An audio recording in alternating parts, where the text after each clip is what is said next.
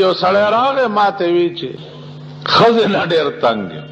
نو ما ورته وی چې داسې سړی راته وښایه چې تی نه یي تنګ. تاسو ښځې شته که ټول لونډان یې؟ ته چې ښځې نه تنګ یې داسې سړی راته وښایه چې تی نه یي تنګ. څه چل دی پې؟ ویل بس نغری ته به ناست دی او منډې به کي چې هله خېټه کې مې درد شو. ټوپونه به وایي اوړي راوړي به. څه چل وکړم ښځې؟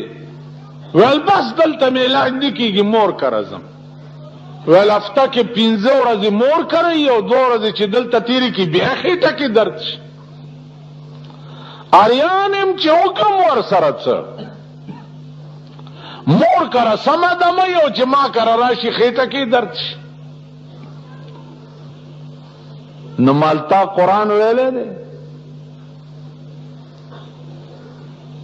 ویلی خو مې دی خو په معنو مې نه دی ویلی. مال الله وی ان کیدکن عظیم.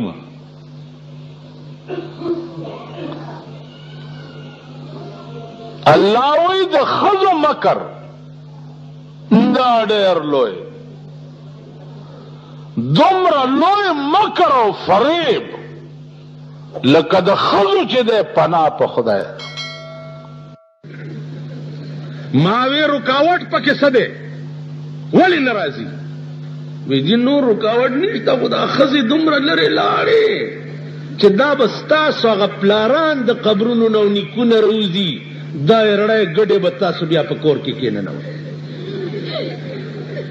ته به ښځې ته ووایې چې سپینه برکه په سر کا او د کور نه به بغیر د مړي ژوندي نه بار نه وځې چې د کپره کې دې اوبه څکي که نه څکي او لاړئ غرق یئ. شرمېدلی وی او شرمېدی که خیر چې لږ په خېټه موړ دی.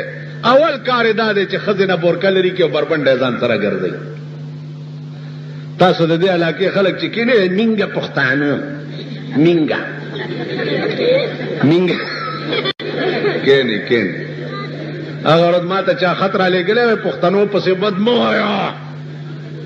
وایه کلي کار به دې خراب شي. تاسو پوه شوئ؟ پښتنو پسې بد مه وایه. پښتنو پسې بد نه وایم په غربي مو لګي. د پښتنو حال خو مو ګوره چې پښتنو نه جوړ څه شو. پښتون خو هغه قوم چې د پښتون ښځې ته به چا کاږه وکته د هغه سر به د ګولۍ نشانه کول. پښتانه داسې وو که نه وو؟ نن د پښتنو حال وګوره. راشئ مونږ سره په پېښور کې د شپې په 1 بجه وګورئ د سړو نه ښځې د سینما نه ډېرې روزي. سړو نه ښځې دي. بازار کې وګورئ کوچی بازار وګورئ. دا وخت صدر کې صدر روډ وګورئ میړی موټر کې ناست دي لکه د چپړاسي او ښځه په دوکانونو ګرځي. وایي په ایمان نم لیدلی دي؟ ما وی غار خلکو ته والله کم پرېږدم چې تر څو زما دا ژبه په دې خوله کې چلیږي او ما تاسو پرېښوئ نو زه به د سړي زوی دی. وبه کوئ څه سب کئی. موت کا ایک دن معین ہے، موت کا ایک دن معین ہے، نیند کیوں راتوں بر نہیں آتی. وی دا مرگ خو یو ورځ د چرا بشي زه به مړ شمه نو د غمه خوب ولې ټوله شپه نه راځي. زه به مړ کېږم او په کومه طریقه چې زما مرګ الله لیکلی په همغه طریقه به زه مړ کېږم.